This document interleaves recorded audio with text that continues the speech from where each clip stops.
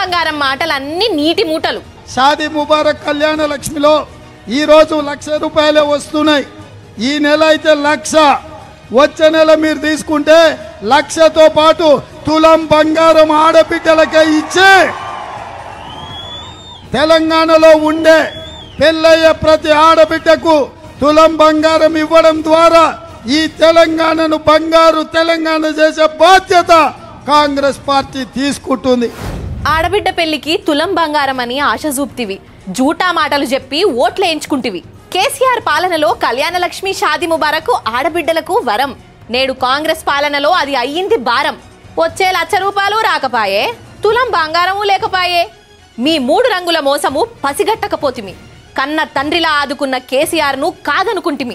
కళ్యాణ లక్ష్మితో కన్న తండ్రి కొట్టమిచ్చి కొల్లు కడిగిండయో కేసీఆర్ ప్రతి ఇంటికి దీమో.